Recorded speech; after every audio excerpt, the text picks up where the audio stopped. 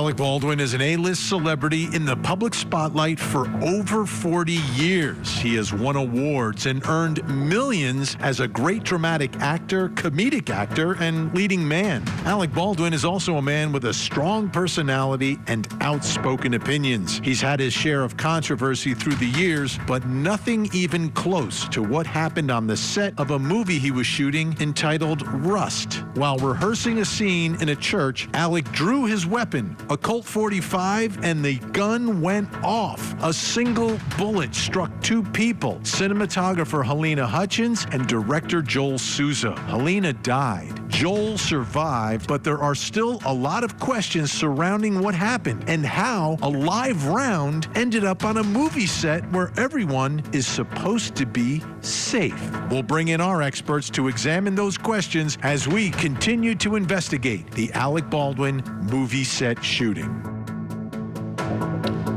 Thanks for joining us. I'm Vinnie Politan. Alec Baldwin will not be held criminally responsible for having that gun in his hand, the gun that went off, the gun that discharged a bullet that took the life of Halyna Hutchins. And it's not surprising, not shocking, but it leaves you kind of empty with more questions. And it's because of the way it all ended. It didn't end with a jury telling us what happened. It ended with a judge dismissing the case. Court also has power, inherent power. Per State versus Lemire, where discovery violations inject needless delay into the proceedings, courts may impose meaningful sanctions to effectuate their inherent power and promote efficient judicial administration. The state's discovery violation has injected a needless, incurable delay into the instant jury trial. Dismissal with prejudice is warranted to ensure the integrity of the judicial system and the efficient administration of justice. Your motion to dismiss with prejudice is granted. That's how it ends. Alec Baldwin, emotional, obviously. He knows he doesn't have to go to prison now. He's not going to be a convicted killer in a criminal sense. But we're still left with a huge question in this case. And it's the first question most people ask when they talk about this movie set shooting, which is, how did the live round get onto the movie set? It should never happen. And it did. But how and who? And I don't know if that question has been answered. We're going to try to answer that question, try to get some clarity to it. There's a couple of theories on this that we've been able to sort of extract from what we've heard in court and seen in court papers and in interviews, et cetera. And we begin with what really is the state's theory in all of this. Alec Baldwin and his revolver. So the live round came from Halyna Gutierrez. We know that she's the one who loaded his weapon. Now, where did she get that live round from? Well, this theory says she got it from her dad, who's the legendary armorer, Thel Reed. And it's that simple. Thel Reed's her father. He has some live rounds. Somehow, some way, she accidentally brings them onto the set and then accidentally loads the weapon. There's another theory. Alec Baldwin, the live round's given to him by Halyna Gutierrez, right? We know that, but Gutierrez got the round from prop master Sarah Zachary. Sarah Zachary got the round of Rust ammunition and from the props supplier, Seth Kenney. So Sarah Zachary gets it from Seth Kenney. And then Seth Kenney, where did he get the round from? Well, apparently he got the round from Thel Reed after they worked on the show 1883 together. During the show, there was a coaching session where the actors trained by shooting live rounds. And 125 of Thel's live 45 long Colt rounds were never used, and Seth kept them. So they're from Thel, but Seth is the one that kept them. So under one theory, Seth Kenney is introducing them. In another theory, Hannah Gutierrez through her father. But in both cases, it seems like the live round initiates from legendary armorer Thel Reed. But the question is, who got it from him? Wow. In the hours after the shooting, by the way, Kenney reached out to a man named Troy Teskey in an attempt to prove his innocence, and suggesting that it was Gutierrez, Hannah, who had messed up. Teskey, former police officer in Arizona. Teskey had been known to store ammunition for Thel Reed. So Thel Reed, some of his ammo is being stored by somebody else, Troy Teskey. Seth Kenney asked Teskey to send him some of Thel's ammo. Kenney believed it could match Thel's ammo at Teskey's house to the live rounds found on Rust. And then he could prove that, oh, it was Hannah who had gotten the rounds from her father. But they both got the rounds from their father, I think. I need some more answers, some more clarity. So I need to bring in someone who knows even more than I do. Well, I don't even know a lot. He knows it all. Our special guest, Hannah Gutierrez's defense attorney, Jason Bowles, is with us. Jason, I went through that, trying to extract information from a trial, from interviews, from attorney arguments, etc. Is it right? And what are your thoughts about where this live round came from? Yeah, you absolutely have that right. Very impressive the way you put that together. I'll tell you what, we're never going to definitively get the answer now, I don't think, because the biggest thing that happened was today, Troy Teskey had the remainder of those rounds from the batch that came from Joe Swanson to Troy, who is storing them, and then they went to Phil, as you put in the graphic, and that's a picture of those rounds. And then they went to Seth Kenney on the set of 1883. Troy Teskey, for years, has said to the state he would give them these rounds so they could test them. We pleaded with them to take the rounds to test them. They never did. Finally, at the end of Hannah's trial, he turns them over to the sheriff. Rather than testing them with the FBI, which we thought they would do the right thing, they hide the evidence in a new case and a new case number. So those were never turned over to Baldwin's team. They didn't know about them, that they had been done anything with them. They didn't know that report had been written. So here's the problem: we're not going to know until they test those. So if the rounds on the Rust set came from that batch, what does that mean? Like, how do we know who brought those live rounds then onto this set? How do we know it's Hannah versus Seth Kenney through Sarah? Well, Thel Reed says that Hannah never had access to those rounds that he had that were stored at Troy Teskey's. The only one that we know that had access to them was Seth Kenney. We also know that he had the green ammo can, which Thel said he would have, and he did have it at his shop. 40 days after the incident occurred, tragic incident, the sheriff finally searched his place. The green ammo can was empty. Seth Kenney testified today he brought ammunition back, as I understand it, from the 1883 set. Where did those go? Now, one of the big things he had mentioned early on was the powder didn't match of live rounds that were found with the ones on set. That's why they need to test those rounds from Troy Teskey to match the powder and determine if those match the rounds on Rust. If they do, the only one that had access was Seth Kenney. This is an incredible development in all of this. Now, in your trial, you're representing Hannah Gutierrez, and we're hearing, and we heard from the prosecutor that this was your witness. This is a witness on your list, but you didn't call this witness. Why wouldn't you call this witness? We didn't call this witness. We, as I said, had pleaded with the state to take possession of these rounds. They never got back to us. Carrie Morrissey had said she was going to send law enforcement to take possession of these rounds. She never did. It became too late to designate these as exhibits and too late for us to test and do anything with them. And the state effectively prevented Teskey from doing anything with them because they said, hang on to them, preserve them. And so by that time, there was nothing to do except turn them over to the state. Can you now somehow use this information and these developments to attempt to get Hannah's conviction overturned or get her a new trial? Absolutely. We're going to be filing a motion Monday.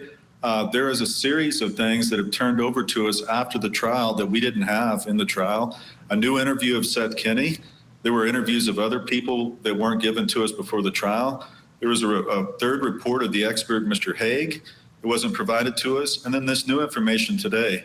And we're going to present this to the judge, who was a very smart, very fair judge, very experienced judge. And she applied the law today and said, we got to preserve the integrity of this system. We got to have a fair trial for everybody who is in that position. Before I let you go here, Jason, I know it's been a long day for you as well. My concern in all these cases and for our system of justice is justice, which is the truth coming out in a courtroom. Do you think the truth has come out yet inside of a courtroom as to what really happened and why it happened? A lot more of it came out today, but you're absolutely right. Justice is getting to the truth. And that is in every case that you ever have in this country. We do not have the whole truth because the state has refused to test those rounds. The state refused to do DNA and fingerprint on those rounds. The FBI lab is one of the best labs in the world, had all of that capability. They still do. The state still has the opportunity to test the rounds. But no, we have not heard the whole truth yet. All right, I've got great news. Jason Bowles is staying with us for the hour. Great news. We're going to have other great guests and experts joining us. When we come back, we're going to go through these two theories to try to figure out how that live round ended up on a movie set. Don't go anywhere.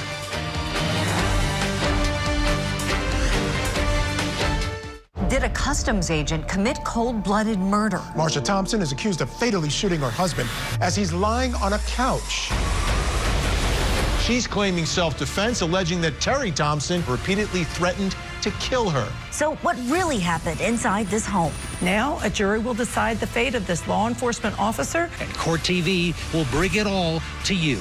The Abused Wife or Murderer Trial, weekday mornings, only on Court TV. My heart goes out to the film industry for the devastating pain that this tragedy caused and the old wounds that have been reopened.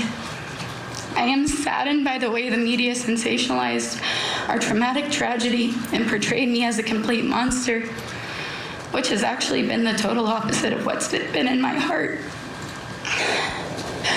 Your Honor, when I took on Rust, I was young and I was naive, but I took my job as seriously as I knew how to. Despite not having proper time, resources, and staffing, when things got tough, I just did my best to handle it. Hannah Gutierrez, before she was sentenced to 18 months in prison, but there is still a question about how the live round ended up on the movie set. Two different theories we're looking at. Right now we're going to focus on the theory that Hannah Gutierrez is the one responsible for bringing that round onto the set. If you take a look at some of the evidence from her trial, here is a dummy box that was found, and there's one live round with the, I guess, the silver primer. We can see it right there. If you look at some selfies that Hannah Gutierrez took while on the set, if you look a little bit more closely at it, you will see that she's taking pictures, and you can see live rounds actually in the photograph itself. So there were live rounds around her.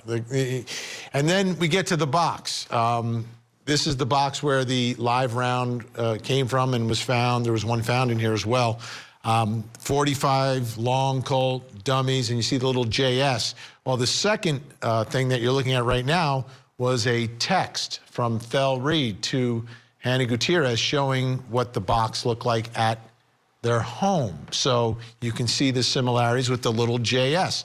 So prosecutors put those pieces together and said, hey, this is where it came from. It came from Thel Reed. It came from Hannah Gutierrez. Here's Seth Kenney testifying about where this live round could have come from and whether it could have come from him. Take a listen. Have you ever had a box of dummies from Mr. Swanson with that label? No, never. And why would you not have a box with this label if you're sourcing your dummy rounds from Mr. Swanson?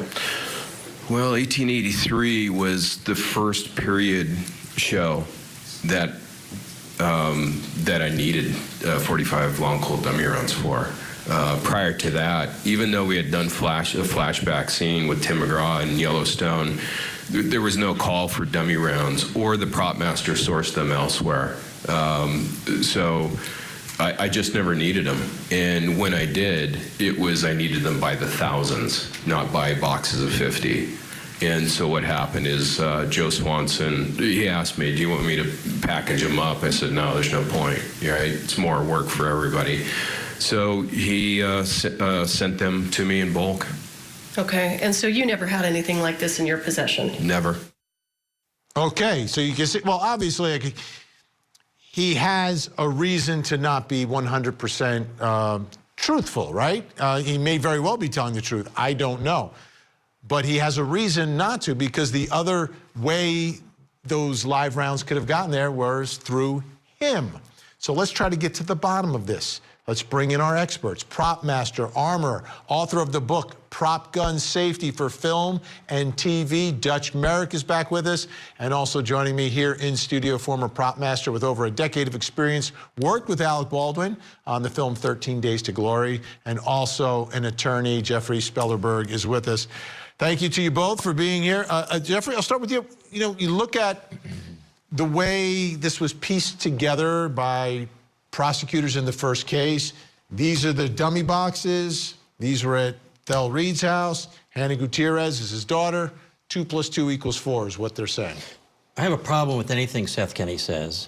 He's the one that's always testifying, the expert explaining where all these dummy rounds came from. And the fact of the matter is that he was the most likely person in any event to do this. And he injected himself very early into this case as a junior sleuth. And he shows himself up in maybe hundreds of hours or whatever, dealing with the detectives, dealing with the prosecutor. And the prosecutor's entire case is based upon 6 rounds with silver primers on them. And these apparently came from a bucket of 500 loose rounds.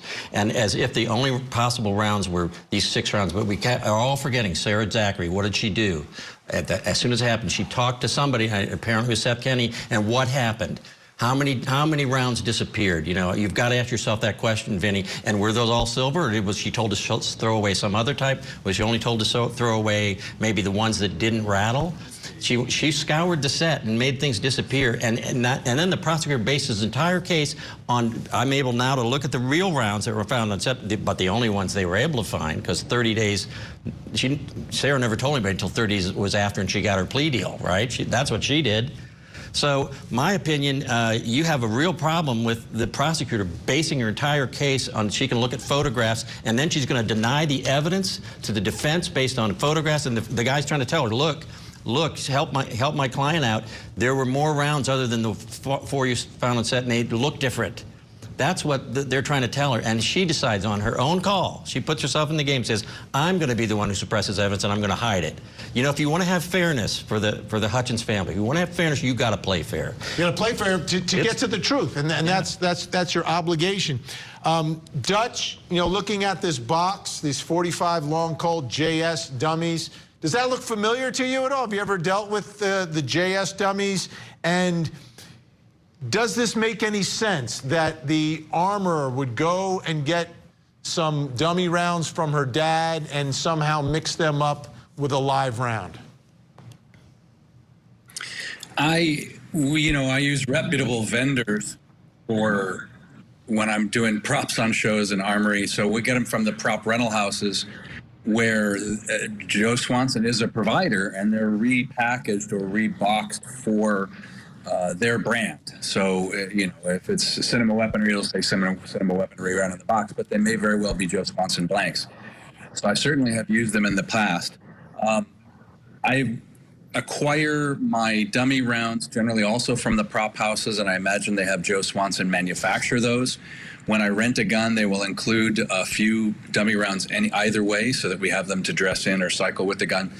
And the thought of Hannah Gutierrez Reed mixing live rounds with dummies as young and naive and overwhelmed and potentially inept as she may have been on that show, it's hard for me to imagine her growing up with her dad as she did, having that level of just a gun awareness that she could have possibly mixed live rounds and real and dummy rounds into the same box. It's hard for me to fathom. As bad as she screwed up with other things, I have a challenge seeing that could be a possibility. And I agree with Jeff, honestly, that right now it looks like all roads seem to point to Seth Kenney, who really did steer the investigation. From the very beginning, he was offering them guidance in the form of well, when we look at this and we look at that, and let's go look over there. And it came out in trial today that again and again and again, he said that in the past, he has basically laid the blame on her, like she did it, she's trying to hide it, those types of framings. Yeah. And the bottom line, when you talk about dummies versus live rounds, they look similar. What's the difference between the silver primer and the brass primer? Is that a normal difference? What does that mean? Well, manufacturers will manufacture primer. Now remember, a cartridge is based on 4 components. The primer, which ignites the powder, which pushes the bullet, and it's all held together in the shell. Now, the different primer manufacturers make them either in a brass color or a silver nickel color. It came out in this trial, Seth Kenney said that Winchester stopped making nickel-colored primers 10 years ago. So he used that as a dating mechanism to say, oh yeah, those must have been created so long ago because they stopped making them. And then later, he said also that Joe Swanson admitted that he tends to mix them up and use whichever primers are on hand. So in the same batch, you may see some silver ones. You could get silver. That's interesting. All right, everyone stay where they are. When we come back, we'll take a look at the other theory, which is that they may have came from Seth Kenney. Don't go anywhere. Did you grow suspicious of Mr. Kenney as he kept saying that? No. Oh, okay. So, in any event, you knew that Mr. Teskey was at least somewhat involved because when you're interviewing Mr. Kenney, he's calling him in front of you, correct? Yes. Sending you screenshots of messages with him, correct? Yes. Mr. Teskey showed up here, according to you, at the Hannah Gutierrez retrial, correct? Yes. And Mr. Teskey then walked into the police precinct with ammunition that he claims and says is matching to the ammunition that struck Miss Hutchins, right? I don't think he ever made the statement it was matching. Well, that's really for law enforcement and the FBI to decide, isn't it? Which would have been investigated if he would have answered a phone call or returned a phone call. Unbelievable moment, but this is important. So Seth Kenney clearly is under suspicion as being the source of this live round, clearly by Alec Baldwin's attorney and also by Hannah Gutierrez's attorney. But here he is when he's asked directly about that during Hannah Gutierrez's trial. Did you provide any live ammunition to the set of Rust? No. Did you ever give any live ammunition to Sarah Zachary? No. So where would he get live ammunition from if he's a prop guy, right? Well, they were training the actors for 1883. They were training them. They were shooting real guns with live rounds. So take a listen to some of the testimony about all of that, because this is one of the theories as to how a live round ends up on the set of the movie Rust and in Alec Baldwin's gun in his hand and eventually in the body and through the body of Halyna Hutchins. At some point in time, did you and Mr. Reed work on a film together where Mr. Reed was an armorer or a coach and you were the vendor, the supplier? That was, it was 1883. It wasn't a feature film. It was more of a, one-run episodic. Was there coaching sessions that included real firearms? There were. Then at some point, it was decided, and I'm not sure who made the decision, that they actually wanted to set up in a private range on a portion of Taylor Sheridan's private ranch with an appropriate backstop and it controls. And that is where the cast, it was a bit of a team building as well, learned about how the functioning of the firearms, you know, and we were mixed between blanks and live. Do you know where the live ammunition came from that was used in those coaching sessions? I do. Where did it come from? The .45 long Colt came from Thale. He had a number of reloads that I asked him to bring because at that time it was very difficult to source live ammunition. It was difficult. So he had what turned out to be 325 reloads of .45 long Colt. Was all of the .45 long Colt live ammunition that was used for the training camp on 1883, was it all used up? No. So can you tell us approximately how much was left over? It was, if memory serves me correct, it was about 125 rounds, roughly. And what happened to that ammunition after you finished training the actors on 1883? Well, that's a little bit hazy. At one point, I do recall that certain things were offloaded from my Sprinter van because they just weren't needed, and that was one of those things. But at some point, it got moved back to Albuquerque, and I've never been able to pinpoint the date. Let's talk about the dummy rounds that you provided to the set of Rust. Did you provide .45 long Colt dummy rounds to the set of Rust? I did. I supplied a single box of 50 on October 12th. And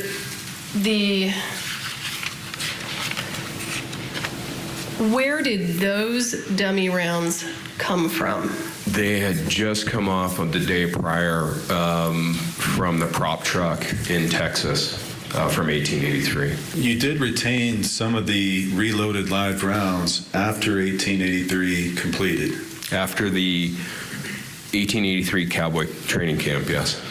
And those then made their way back to Albuquerque, you've said, to PDQ props, correct? Yes. And you don't know whether those returned, I think you've stated before October 21st. You said you were hazy on the date, right? Yes. But we do know that you came back to Albuquerque from 1883 on or about October 11th because you met with Sarah Zachary October 12th, correct? Correct. So when you came back, you brought dummy rounds from the set of 1883 to give to Sarah, correct? Correct. And those were .45 long Colt dummy rounds? Correct. Okay. Now, you had a whole group of dummies on 1883. How many do you think there were? 5,000. Okay. So out of those 5,000, you brought some back from Miss Zachary. And at some point, you can't tell the jury when, those live rounds came back to your place. I've never been able to identify the exact date. Well, you also said on direct, they were delivered back, let me get you the words you used. They were offloaded from your Sprinter van and got moved back to Albuquerque in the bathroom. Is that right? That's correct. Now, when you said got moved, isn't that you who moved them back? Yes. Okay. So, in reality, you drove them back from 1883, and you can't remember that date at all. No. All right, let me bring back in my guests. I've got Jeffrey Spellberg with me here in studio, and Dutch Merrick is with us as well. Jeffrey, your thoughts? You're not buying? I don't buy a word he says. I mean, his story about 5,000 rounds of dummy rounds or whatever he's talking about, it's crazy. That I've never been on a movie set that had huge boxes of dummy rounds. And he also can't forget, he forgets every material date that really sort of puts him in the ringer. And then he turns around and he can remember all sorts of things about all sorts of people anytime that it doesn't really involve him, or if he's pointing the finger at somebody else. And I was, actually, Dutch has a good point about this too, and I don't, maybe we can get... Yeah, go ahead, Dutch. Oh, well, I think it's amazing that there's only 2 days that he traveled between Texas and Albuquerque, so it's a 50-50 shot at which day he came, but he's racked his brain and there's no way he can figure out on his calendar when he made that trip. I'm sorry, that just sounds really absurd, and I wouldn't accept that as an answer if I was a defense attorney. How about moving the stuff into the bathroom? Do prop houses have bathrooms? Well, first of all, prop houses, legitimate prop houses, do not have live ammunition. They are a sanitary, sterile environment, just like a film studio. You're dealing with firearms for actors, and you're dealing with a lot of guns that have been modified that if you put a regular round into them, they're going to blow up. So the last thing you're going to allow into a prop house is live ammunition. So the thought that he put it in his bathroom, like that somehow makes it safe, is really absurd to me.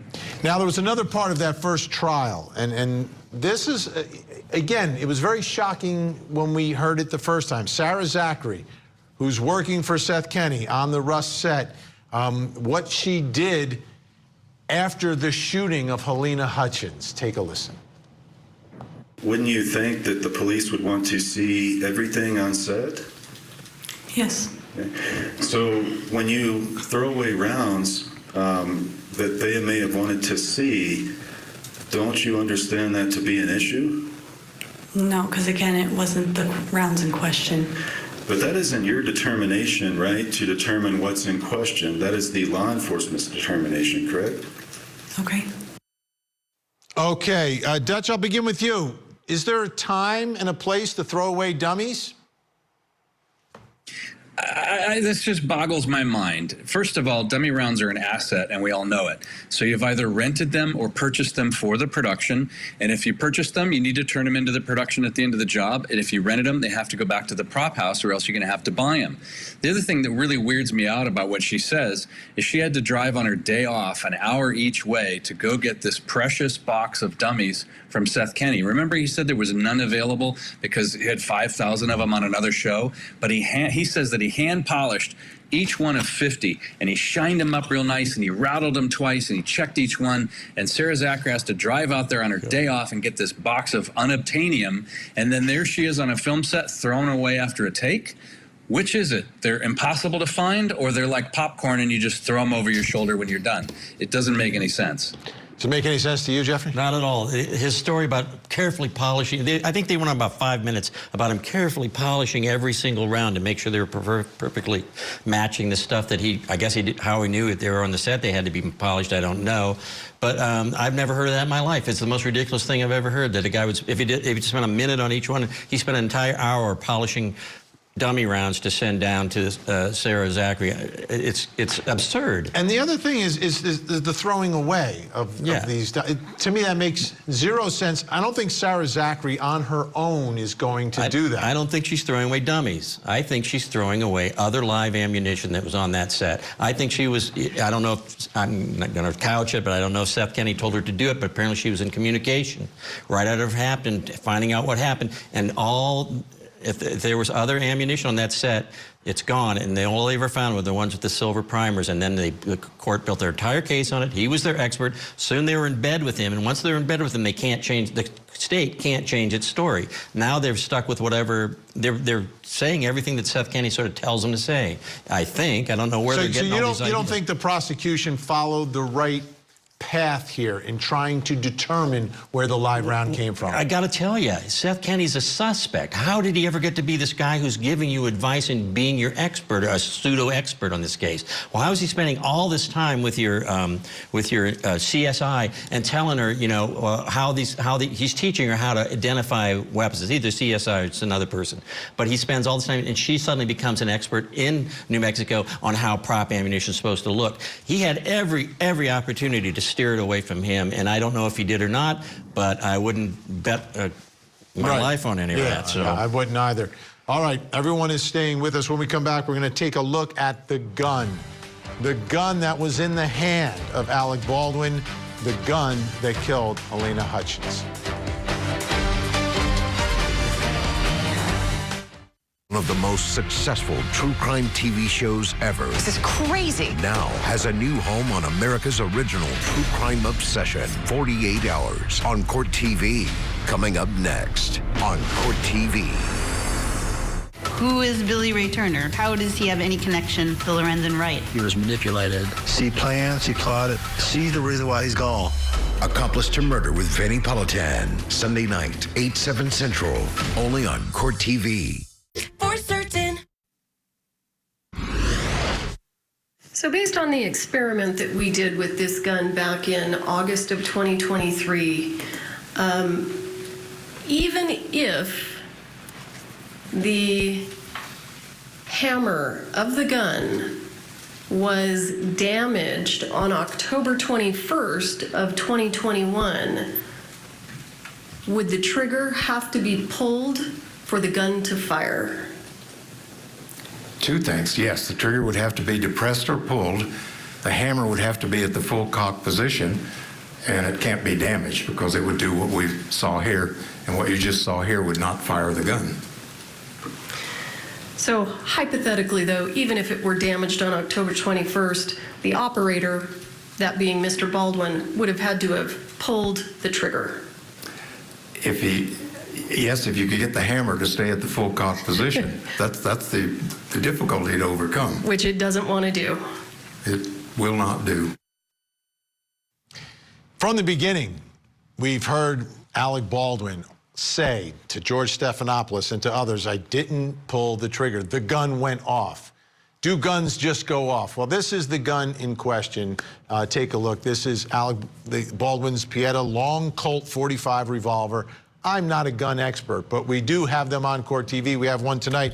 Here's Dutch Merrick breaking down this revolver so we better understand how it functions.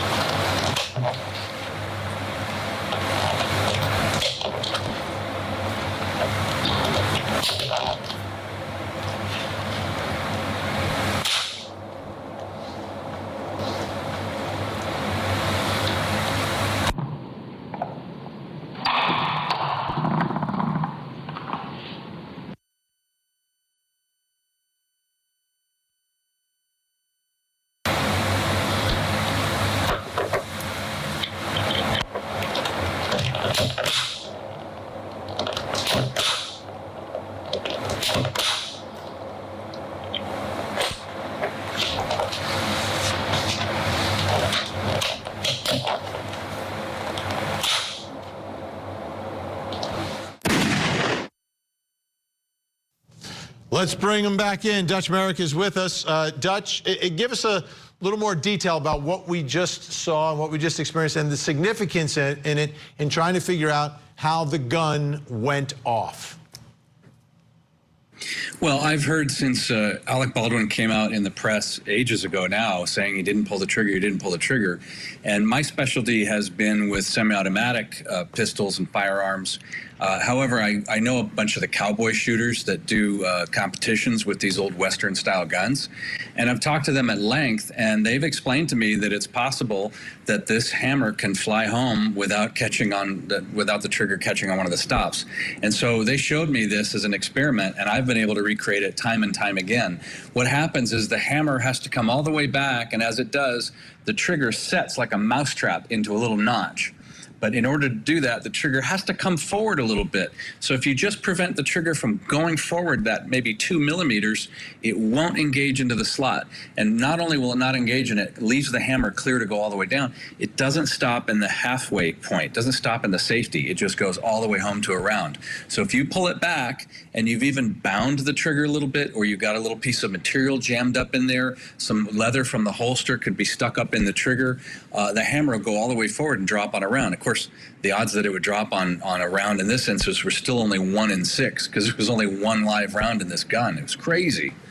And just to kind of put this into perspective with what happened with Alec Baldwin, we saw in the video that was taken before the shooting in the morning, his finger seems to be in where the trigger is. So does that do what that little piece of blue material was doing in the video that you made, that if your finger is in there, even if you're not purposely pulling it back, your finger can prevent it from making that movement forward if your finger's in that slot?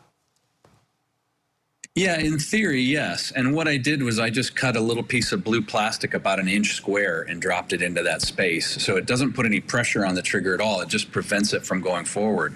So what happens with these Western style revolvers, they have very small grips. So when you hold on to them, you can often only get 2 fingers around the grip. And it's common for shooters to put their first finger in the trigger guard as sort of a brace and kind of put your finger in and push away. If you do put your finger into the trigger guard and push away with your fingernail against that trigger guard, there's a potential that the fat of your finger, the little muscle on your middle digit, could actually press the trigger sideways, or at least impede it from swinging forward. And that's all you got to do to keep this hammer from locking into place, is impede its movement. Or if you just bound it unconsciously, not thinking you're pulling the trigger, you're just pressing the trigger sideways a little bit, it won't go into the notch and it'll fall home every time. So that makes some sense here, Jeffrey. So I guess it is technically possible that he's not pulling the trigger, but he's preventing the trigger from doing what it wants to do when you're pulling back the hammer. Yeah, the crazy part is Alec Baldwin may be telling the absolute truth about what he experienced that day. And when Dutch explained that to me when I saw that, I believe that as well, because sometimes these guns have hair triggers. We heard today that this was supposedly a new gun, but apparently been used in a gun show for years, and apparently where people have been dry firing without the hammer pin in there. And so then they gave that gun to Seth Kenney, and that's the gun that ended up doing this. And there was also another misfire on the set with the same gun or a gun exactly like it during this movie, and it's very rare to have any misfires on a movie, and I think there were 3 on this movie. So there's something goofy about the guns maybe, or maybe there's just people that are untrained and really don't know how to handle weapons. Absolutely. And we get back to Dutch. When the gun goes off, it's during a rehearsal, but I guess part of what they're rehearsing is what the gun is going to look like when it's coming up. Alec Baldwin likely focusing on the movements of his hand, but not knowing that. I mean, to me, that's something that they should be trained in, right? Is that, listen, you don't even have to pull the trigger. If your finger is within that finger guard, it can be enough to set the gun off even without squeezing the trigger by pulling the hammer back. Well, when we create a scene, we choreograph every move with the gun, and we go through with the actor. We know where they're going to point it, when they're going to put their finger on the trigger, etc. And then we make the gun safe for the scene. And in this instance, it was a rehearsal. He was assured by 2 professionals that the gun didn't have any blanks in it, and that's the worst you can imagine. Is there any blanks or no blanks? That's it. It's a positive or negative. So it only had dummies in it, so they can be seen from the camera as though the front of the revolver looked like it's loaded. So the worst thing he can ever imagine happening is that if he did drop the hammer and there was a big mistake made and there was a blank in there, it would be a loud bang and a puff of smoke. Worst case, someone's really close to it, they get burned. But he's in a headspace thinking that everything he does with that gun is entirely safe. So if these people are standing in front of them, he's not conscious of the fact that it can kill, because in his 40-year career, he's never had a blank gun that was set up to kill a person. We're out of time. Got you, Brad. You knew it. You could read it in my eye. Jeffrey Spellerberg, thank you so much for all your help and all your help with us here at Court TV. Dutch Merrick also stepping up big time for us. We really do appreciate it. Have a great night. Folks, before we go, please take a look at your television screens. We have a missing child. This is Carla Lorena Bruner McRoberts. Carla is missing from Rockville, Maryland, only 17 years old. If you see Carla, pick up the phone, make the call. You can call 1-800-THE-LOST, you can call 911, or you can call the Rockville, Maryland Police Department. That phone number is on your screen right now. Take a look at her photo. Make the call if you see her. Let's see if we can get her to a safe place this weekend.